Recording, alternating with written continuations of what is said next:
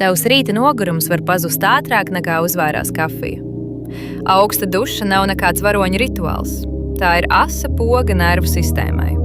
Augstums momentā ieslēdz modrības režīmu, pātrina elpošanu, paceļ adrenalīnu un palīdz smadzenēm pamosties bez liekas drāmas. Pārsteidzoši ir tas, ka ķermenis augstumā sāk ražot vairāk siltuma, aktivizē brūnos taukaudus, var īslaicīgi palielināt kaloriju patēriņu un trenē spēju palikt mierīgam stresā. Vēl labāk, pēc augstuma daudziem uzlabojas fokuss un garstāvoklis, jo smadzenes saņem spēcīgu signālu – mosties, darbojamies. Iedomājies parastu rītu.